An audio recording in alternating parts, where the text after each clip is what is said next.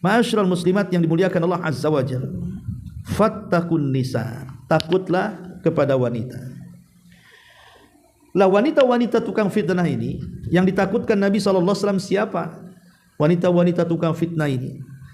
Pertama, wanita-wanita yang kasiyatun ariyah, wanita yang menampakkan auratnya, sekalipun dia pakai pakaian justru membentuk lengkukan tubuhnya.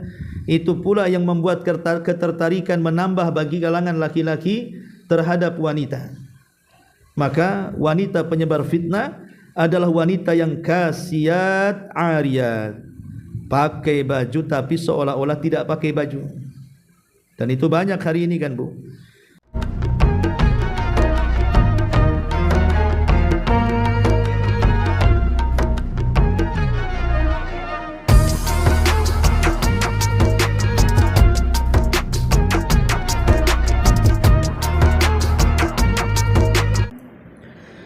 Bismillahirrahmanirrahim. Assalamualaikum warahmatullahi wabarakatuh. Alhamdulillah, wassalatu wassalamu ala Rasulillah wa ala alihi wa sahbihi wa mawalah, wa la hawla wa la quwwata illa billahi wa ba'du. Alhamdulillah, di siang hari ini kita bisa kembali duduk di Yayasan Ar-Rufaidah. Salawat dan juga salam kita hadiahkan kepada Rasul kita Nabi besar Muhammad sallallahu alaihi wasallam. Baik, kita akan lanjutkan kajian kita, masih membahas kalimat-kalimat singkat dari Nabi, tapi juga syarat dengan makna dan pelajaran. Dan kita masuk pada bab ke-78 tentang bahaya dari fitnah dunia dan juga fitnah wanita. Baik, sebelum kita jelaskan, kita baca hadisnya dulu.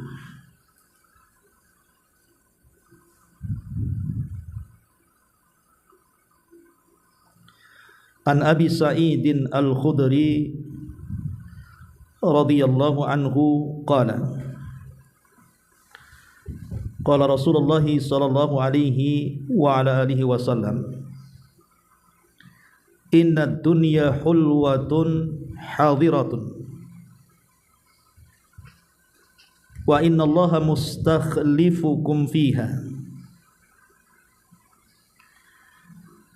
fayanzuru kaifa ta'malun fattaqud dunya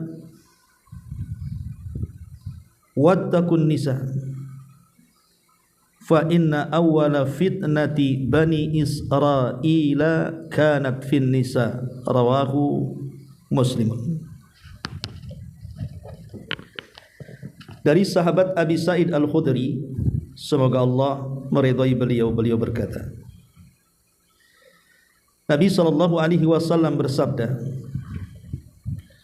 sesungguhnya dunia ini memang manis dan hijau ranu,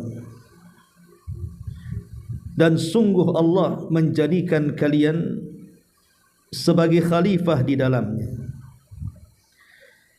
Maka dia melihat bagaimana kalian akan beramal.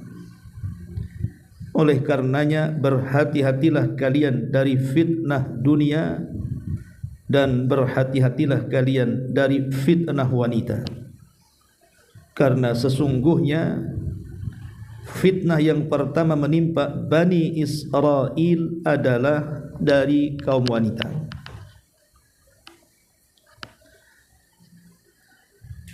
Baik, ma'asyiral muslimat yang dimuliakan Allah Subhanahu wa taala, dalam hadis ini Nabi SAW menjelaskan tentang bahaya dua fitnah. Pertama, fitnah harta, dan yang kedua, fitnah wanita. Ma'asyiral muslimat yang dimuliakan Allah Subhanahu wa taala, kita tahu bahwa sebagaimana Nabi SAW di sini mengatakan bahwa dunia ini hulwatun hadiratun, sangat manis dan juga sangat hijau. Kata sangat manis dan sangat hijau ini artinya dunia ini bisa memukau siapapun. Sehingga karena manisnya dunia, ibarat gula, maka semut akan datang dari mana-mana. Begitulah dunia akan dikejar siapa saja. Sebagaimana pemandangan yang hijau, sedap memandangnya sehingga tidak mungkin mata ini berpaling kepadanya. Begitulah dunia senantiasa dipandang manusia dan tidak akan berkedip untuk memandangnya. Tapi tahukah bahwa hakikat dunia itu adalah ujian yang Allah Subhanahu wa taala ujikan kepada kita. Makanya Allah katakan dalam surah Al-Mulk tepat pada ayat kedua, Alladzi khalaqal mauta wal hayata liyabluwakum ayyukum ahsanu amala. Dialah yang menciptakan kematian, Dia juga yang menciptakan kehidupan. Mati dan hidup itu adalah ujian bagi kalian. Siapa di antara kalian yang baik amalannya? Dan Allah juga katakan dalam surah Al-Baqarah 155, wala nabluwannakum bisyai'im minal khawfi wal ju'i wa naqsim minal amwali wal anfusi was samarat wa basyiris sabirin. Dan kami akan berikan ujian kepada kalian dengan sedikit dari rasa takut, lapar, kurang harta, jiwa, buah-buahan, akan tetapi berbahagialah bagi orang-orang yang sabar. Dari dua ayat ini bahwa dunia yang kita sedang lalui bersama ini adalah bagian ujian yang Allah Subhanahu wa taala sedang menguji di dalamnya. Ma'asyiral muslimat yang dimuliakan Allah Azza wa Jalla, karena dunia adalah ujian, maka sekali-kali jangan tertipu dengan dunia. Karena bagi seorang mukmin, dunia ini kal gharib, seperti orang yang asing. Jadi dunia yang sedang kita ini berada di dalamnya, keberadaan kita itu seolah-olah orang asing. Contoh, seandainya ibu bukan orang Batam, datang sendirian ke Batam, tidak ada sanak saudara, tidak ada teman, tidak ada yang dikenali, sendirian, tentu kondisi kita tidak akan nyaman tinggal di Batam. Pasti akan cepat kembali dan keluar dari Batam. Begitulah hakikat dunia. Kita ini di dunia bagaikan orang asing, karena tujuan kita bukan di sini. Tujuan kita di akhirat. Makanya bagi seorang mukmin, dunia ini bagikan orang asing. Itulah nasihat Rasul kepada Ibnu Umar. Kun fid dunya ka'annaka gharib aw 'abirus sabil. Jadilah kau di dunia ini bagaikan orang asing atau hanya pelintas jalan saja. Karena sehebat apapun manusia di dunia ini diberikan nikmat oleh Allah. Mungkin dia diberikan kekayaan yang melimpah, mungkin diberikan tempat yang indah, kendaraan yang mewah, tanah yang luas, pasangan yang baik. Tetap saja dunia ini bukan tempat istirahat. Tetap saja dunia ini bukan tempat mencari ketenangan. Karena sekaya apapun manusia pasti ada ujiannya. Sehebat apapun manusia pasti ada cobaannya. Dunia ini tidak akan tenang. Entah cobaannya mungkin dari penyakit, entah cobaannya dari musuh yang membenci kita, entah cobaannya dari faktor-faktor yang lainnya seperti ekonomi dan yang semacamnya. Maka itu sudah sebuah kepastian yang harus kita lalui. Makanya dunia ini bukan tempat istirahat. Karena sebuah kepastian yang pasti berlaku kepada manusia, manusia itu pasti diuji. Dan ujian itulah yang membuat manusia tidak tenang. Ujian itulah yang membuat manusia tidak nyaman.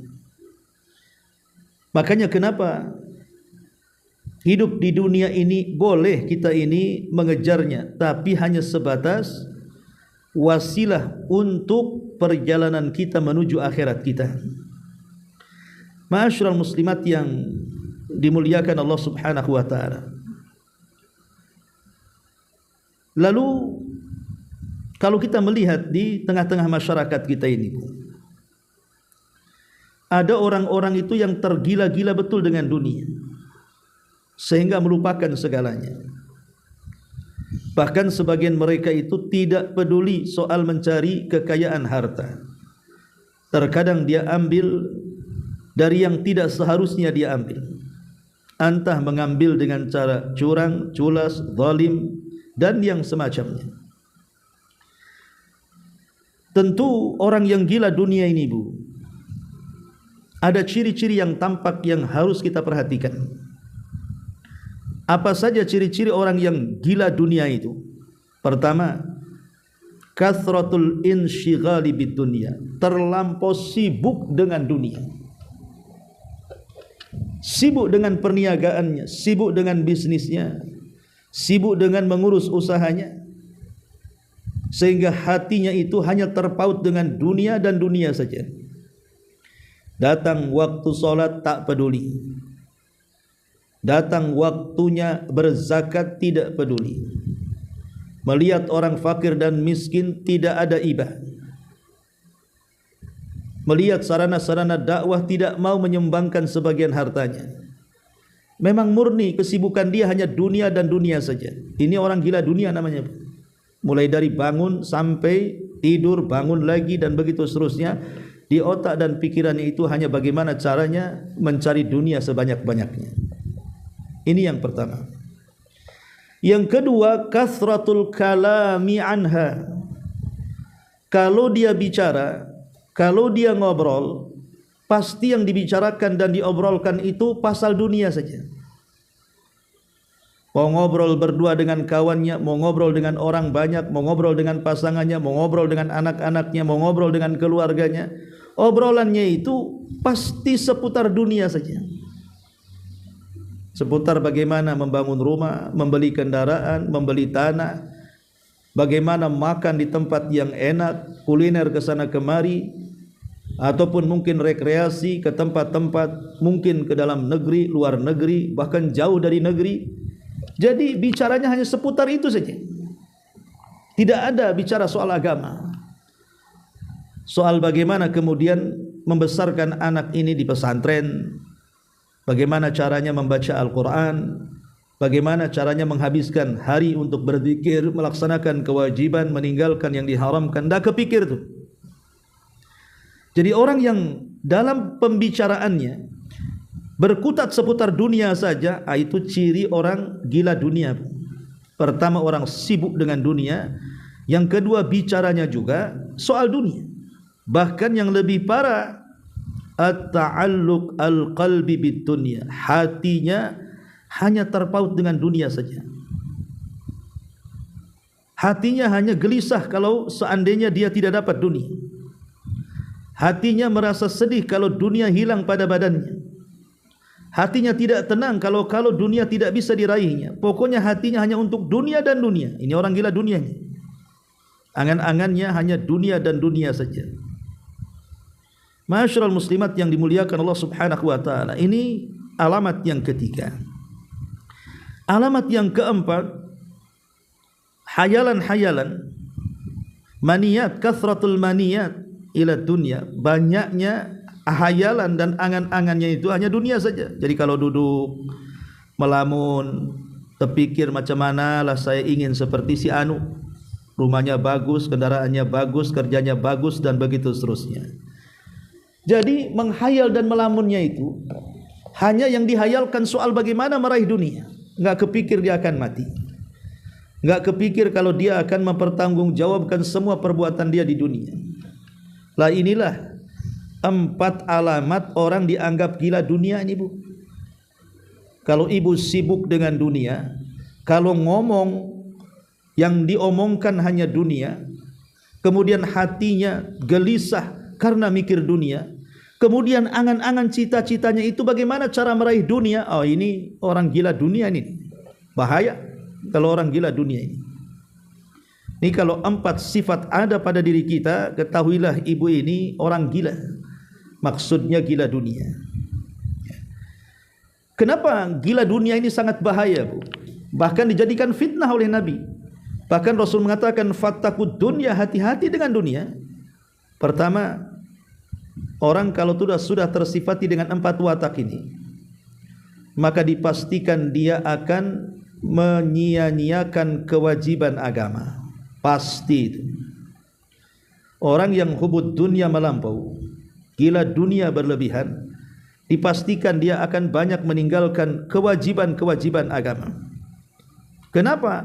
Karena dia sudah tertipu dengan dunia dan disibukkan dengan dunia sehingga seolah-olah tidak ada waktu untuk mengurus akhiratnya. Bahkan tidak ada keinginan pun, hilang untuk melaksanakan kewajiban itu.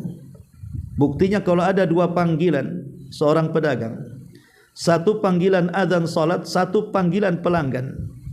Ini kalau orang gila dunia enggak peduli itu muadzin seazan-azannya itu enggak akan didengar. Tapi kalau sudah panggilan pelanggan, nelpon soal bisnis, nampak keuntungannya besar, oh itu sudah enggak akan pilih-pilih waktu, jam berapa ketemu, di mana kita ketemu, macam mana hasilnya, berapa pembagiannya. Oh dah, jangan cerita. Udah enggak peduli dengan kewajiban. Ya. Yang kedua, bukan hanya itu saja, meninggalkan banyak kewajiban agama, tapi lebih daripada itu fasaduddin, dipastikan agamanya rusak tuh. Lambat laun agamanya rusak sendiri.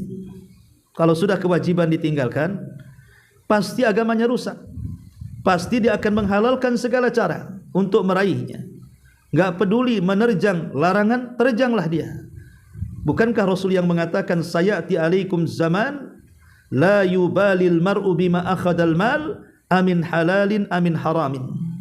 Kata Nabi SAW, akan datang tuh zamannya di mana orang tidak peduli bagaimana cara mengambil dunia. Mau dengan cara halal enggak peduli, mau dengan cara haram enggak peduli, yang penting bisa diraihnya. Ini Rasul bicara 14 abad yang silam, bahwa dunia itu akan merusak agama. Enggak peduli soal hukum-hukum itu. Kemudian yang ketiga, bukan hanya rusak agama, at-ta'ami anil haq, dia akan pura-pura buta dengan kebenaran. Orang yang sudah dikuasai dunia, matanya itu akan buta. Pura-pura melihat yang hak itu bukan hak. Kalau ada nasihat yang datang kepadanya, menasihati soal ibadah, dia marah. Disuruh sholat dia marah, disuruh zakat, sedekah, apalagi dia marah. Disuruh apa saja akan marah. Jadi terbutakan dalam hidupnya soal keduniaan. Lebih daripada itu, maka akan rusak pergaulan. Bukan hanya pergaulan sesama kawan, bahkan pergaulan dengan keluarga sendiri bisa rusak. Karena yang namanya dunia itu tidak kenal saudara. Kata Ibnu Umar radhiyallahu anhuma, dulu di zaman Nabi SAW tidak ada orang yang mementingkan dinar dan dirham, di mana keluarga lebih berharga dibandingkan dinar dan dirham. Tapi di zamanku, katanya, dinar dan dirham itu lebih berharga dibandingkan orang tuanya, pasangannya, anaknya, bahkan kawan-kawan. Lihat yang terjadi hari ini. Banyak orang bunuh-bunuhan gara-gara waris. Kalaupun tidak sampai bunuh-bunuhan, musuh-musuhan. Terputus tali silaturahim, terputus tali keluarga. Anak durhaka kepada orang tua itu karena terlampau mengejar dunia. Bahkan sampai anak bisa membunuh orang tuanya. Jadi gila dunia ini menghancurkan segalanya. Muamalahnya juga hancur, bukan hanya agama saja yang hancur.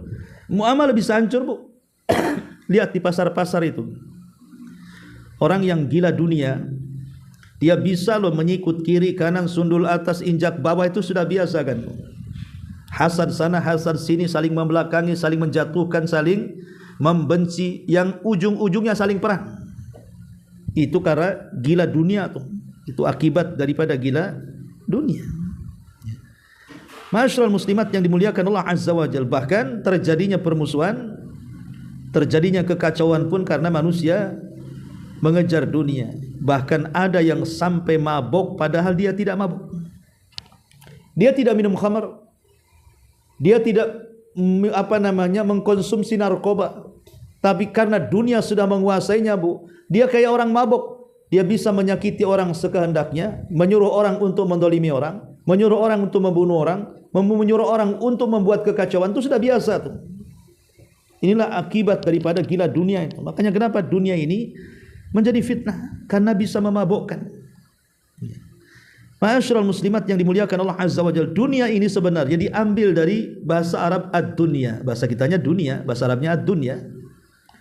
Ad-dunya sendiri itu diambil dari dua kata. Ada yang mengatakan dari kalimat dana yadnu.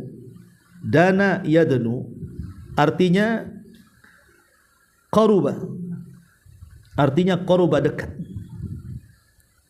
Maksudnya adalah dunia ini dekat. Dengan kata lain, dunia ini sebenarnya fana. Dia tidak lama.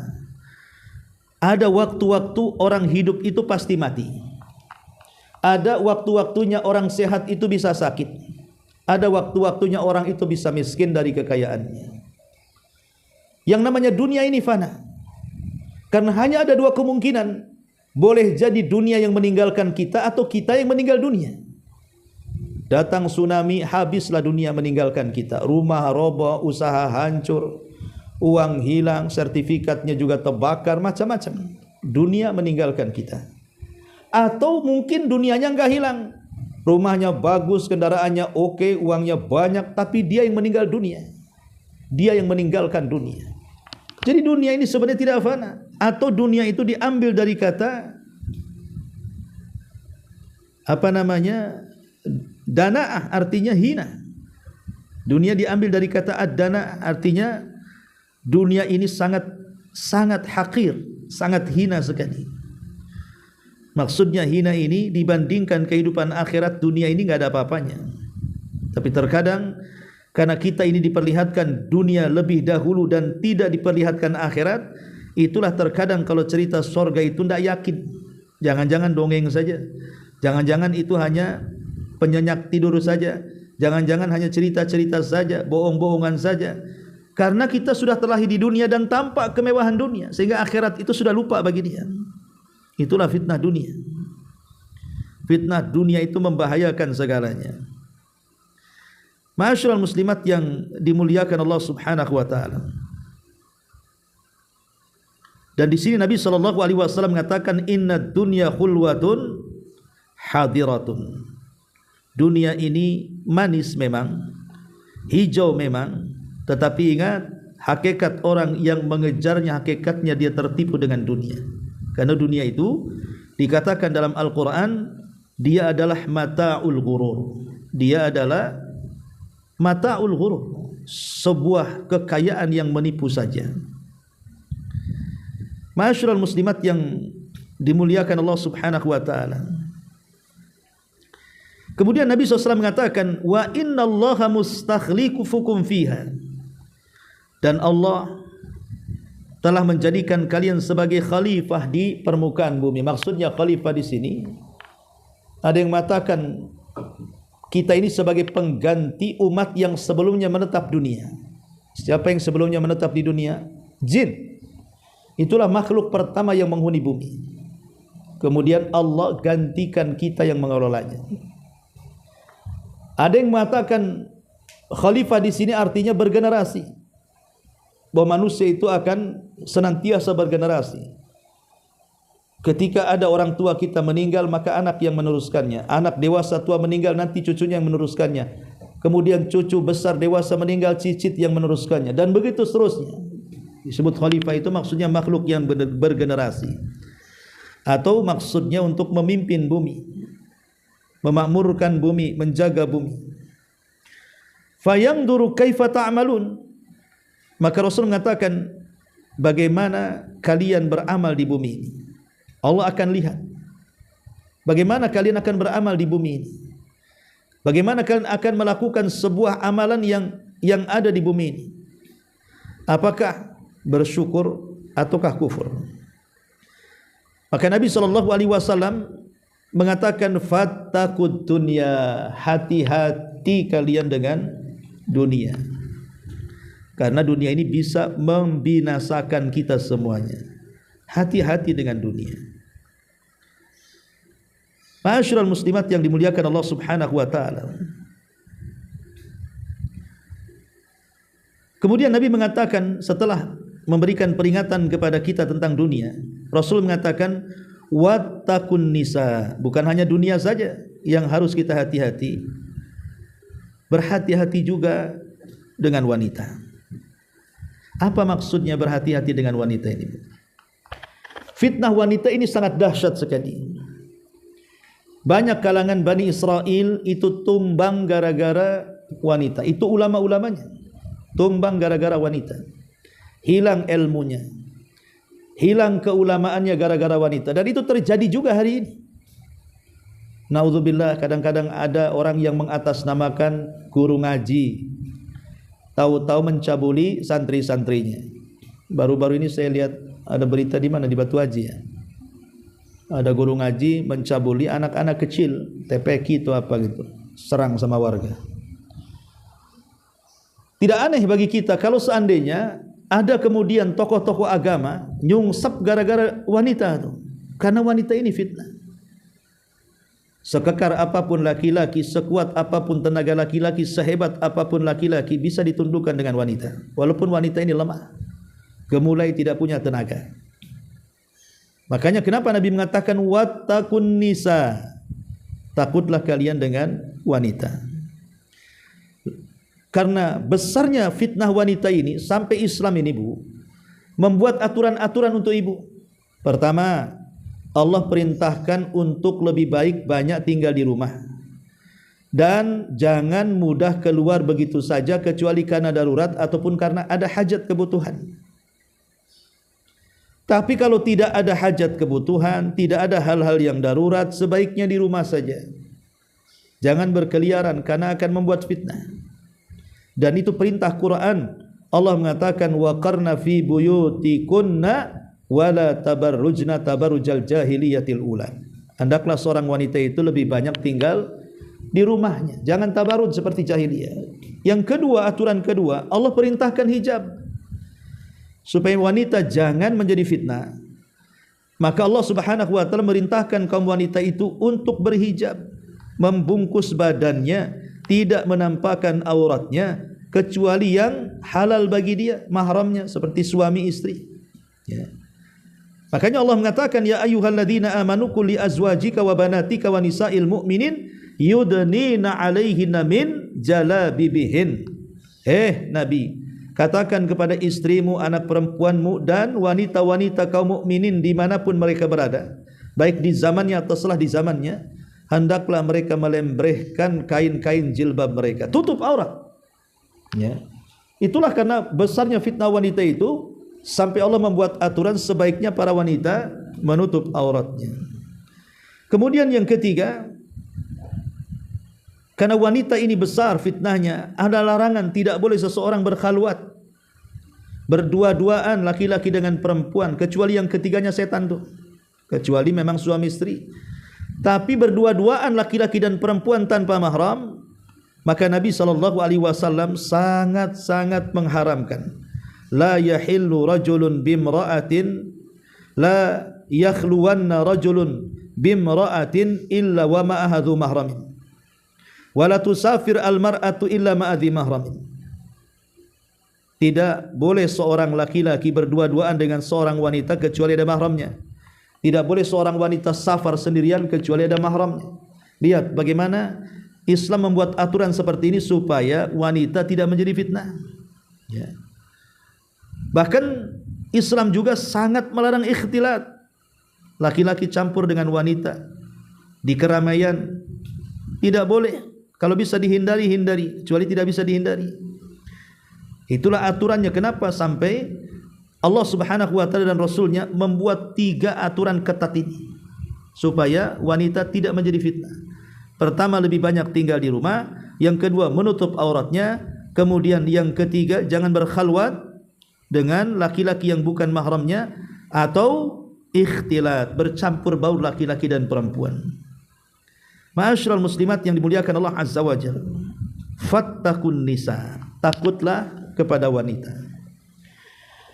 Lah wanita-wanita tukang fitnah ini yang ditakutkan Nabi SAW siapa? Wanita-wanita tukang fitnah ini.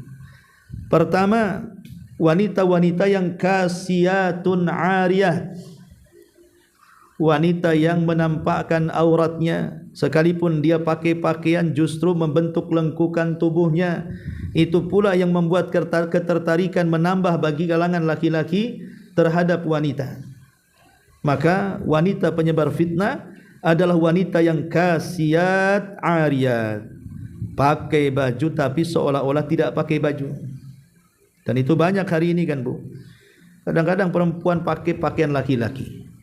Dulu seingat saya yang pakai levis, yang pakai pakaian jeans itu laki-laki. Sekarang perempuan juga sudah pakai. Dulu yang pakai kaos oblong itu laki-laki. Sekarang perempuan lagi lebih oblong daripada oblong. Disuruh ditutup malah dibuka. Disuruh dijahit malah dirobek-robek pakaiannya. Disuruh lengkap bahannya dikurang-kurang bahannya. Itulah pakaian wanita hari ini. Ini wanita-wanita tukang fitnah ini. Ini yang pertama. Yang kedua, wanita-wanita yang tidak bisa menahan ucapannya. Ingat saut al-mar'ah, suara wanita itu dalam pandangan sebagian para ulama aurat.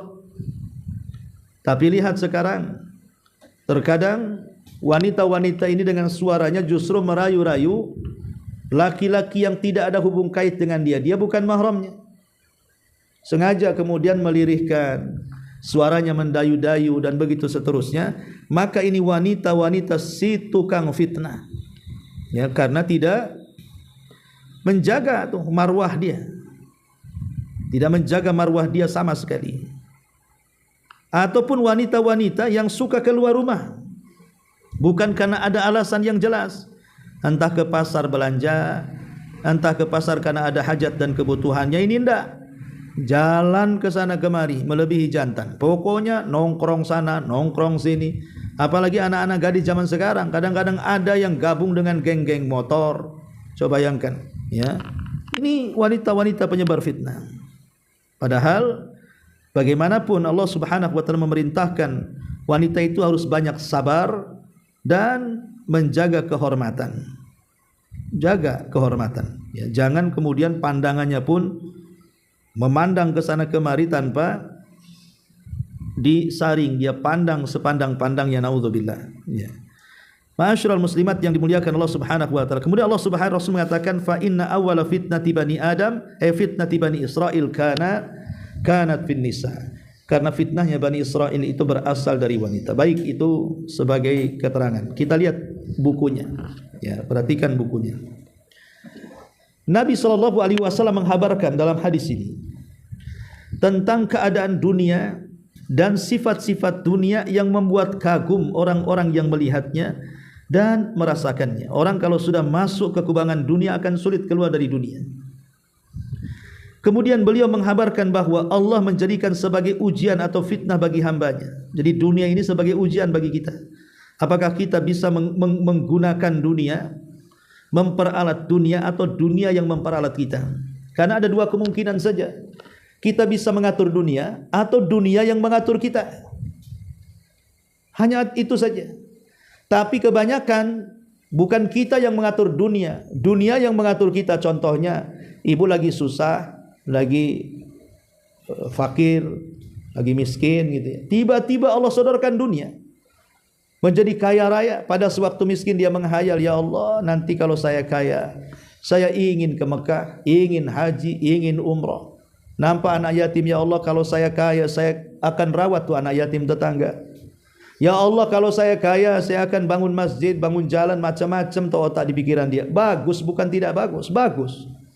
Tapi setelah betul-betul kaya, Bu, lupa segalanya. Diingatkan kawannya pun pura-pura tak ingat. Dulu kan kau janji kalau sudah kaya mau bangun masjid. Oh iya, kapan ya? Lupa saya. Pura-pura lupa dia. Kamu kan mau ngadopsi anak yatim orang sebelah, kok sudah kaya kok. Pokoknya dia akan pura-pura lupa. Itulah dunia. Kadang dia berpikir bisa menguasainya setelah didapati dunia yang menguasai dia. Dulu masih ngaji lah seminggu sekali ke Yayasan Ruwaifadah ini. Itu masih belum sibuk. Umahatnya udah sibuk, ada job, ada bisnis, mulai sebulan sekali ngajinya. Lama-lama setahun sekali. Lama-lama hilang, Bu. Sendalnya aja nggak nampak. Ya. Begitulah dunia. Dunia ini kadang-kadang tujuan kita mengaturnya, malah kita yang diaturnya. Makanya Nabi mengatakan al-malus salih li rajulin salih. Harta itu akan menjadi baik kalau yang memegangnya orang baik, tapi harta itu akan menjadi jahat kalau yang megang harta itu orang jahat. Ya. Ma'asyiral muslimat yang dimuliakan Allah Azza wa Jalla. Kemudian kata pengarang, setelah itu beliau memerintahkan umatnya untuk melakukan sebab-sebab yang dapat menyelamatkan mereka dari fitnah tersebut. Berita dari beliau sallallahu alaihi wasallam bahwasanya dunia itu manis dan hijau berlaku umum pada sifat-sifat yang ada pada dunia. Dunia itu manis dari sisi rasa, kelezatan dan juga syahwat.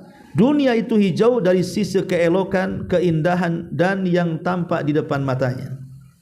Kenapa disebut manis? Ya karena lezat.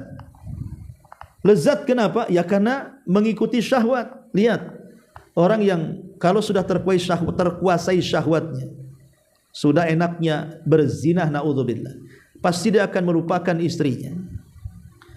Kalau ada orang sudah lezat dengan perbuatan malingnya, mencurinya, seperti para koruptor itu, Bu, dia tidak akan peduli dengan gaji pokoknya yang halal. Orang kalau sudah dapat celah korupsi, ini enak Ustaz, korupsi ini sekali dapat bisa sama setara gaji saya bekerja 100 tahun Ustaz. Akhirnya yang di otak dia itu macam mana macam mana dia mengambil uang korupsi. Dia nggak peduli dengan gaji halalnya karena dipandangnya sedikit. Itulah syahwat menenggelamkan orang. Ya. Ma'asyiral muslimat yang dimuliakan. Adapun hijau karena memang enak manis dilihat, indah dipandang. Makanya Nabi Allah mengatakan zuyyina lin-nasi hubbus syahwati minan nisa'i wal banin wal qanatiril muqantarati minadh dhahabi wal fiddati wal khailil musawwamati wal an'ami wal harth. Dijadikan indah pada pandangan manusia itu kecintaan kepada syahwat. Wanita, anak-anak, harta bertumpuk dalam bentuk emas, perak, kuda, kendaraan, hewan ternak, sawah ladang dan yang semacamnya. Itu dipandang indah oleh manusia. Dan Allah juga mengatakan inna ja'alna ma'alal ardi zinatan laha linabluwahum ayyuhum ahsanu amala. Sungguh kami telah menjadikan segala yang ada di atas bumi sebagai perhiasan baginya dalam rangka kami menguji mereka siapa di antara mereka yang baik amalannya. Kemudian kata beliau, berbagai macam kelezatan yang ada di dalam dunia ini dan pemandangan-pemandangan yang indah Allah menjadikan sebagai ujian. Allah menjadikan hamba-hambanya sebagai khalifah di permukaan bumi untuk melihat bagaimana mereka beramal, bagaimana mereka mengatur dunia, bagaimana mereka memegang harta, apakah menjadi khalifah yang baik atau menjadi khalifah yang tidak baik. Kemudian kata beliau, barang siapa mengambil sesuatu yang halal, meletakkannya sesuai dengan haknya, menjadikannya sebagai penolong untuk melaksanakan peribadatan kepada Allah, maka dunia akan bertambah baginya dan menjadi tunggangannya menuju negeri yang lebih mulia, lebih kekal darinya, dan akan sempurna kebahagiaan di dunia dan akhiratnya. Ini bagi orang yang bisa mengelola dunia yang seperti ini, ya. Tapi sebaliknya, barang siapa menjadikannya sebagai cita-cita tinggi, tujuan dari ilmunya, tujuan dari keinginan utamanya, maka dunia tidak akan datang kepadanya kecuali sesuai dengan kadar yang ditetapkannya saja.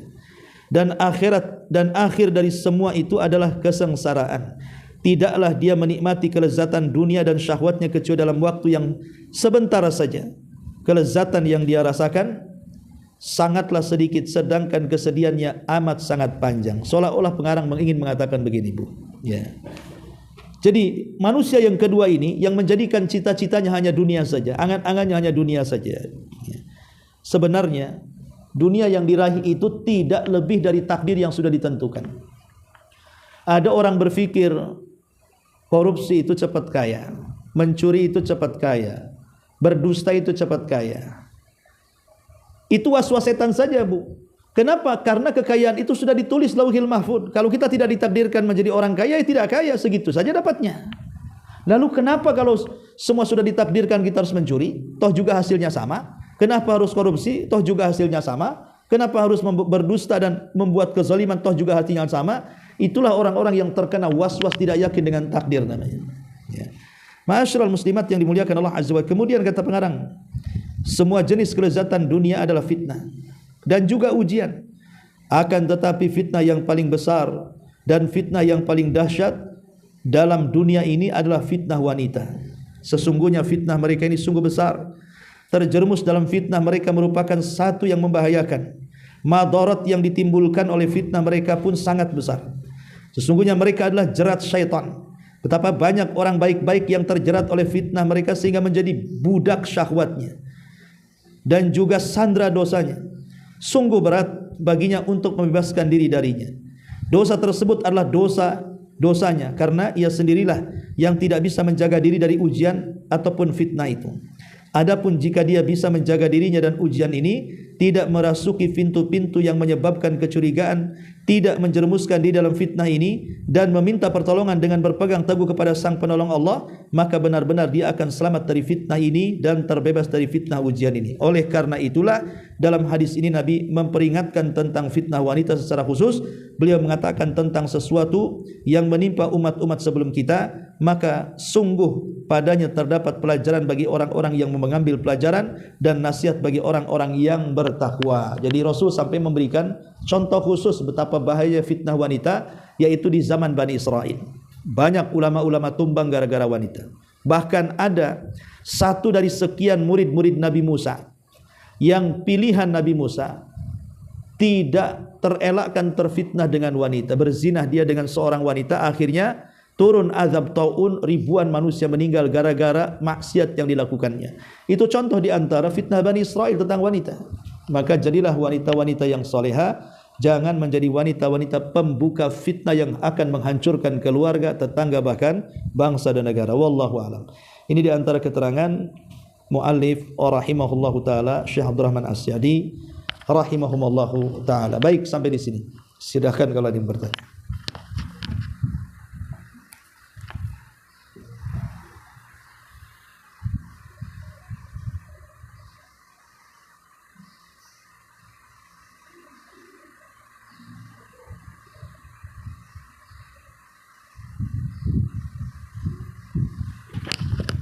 Enggak ada, baik kita tutup. Subhanakallahumma bihamdika asyhadu an la ilaha illa anta astaghfiruka wa atubu ilaik. Allahu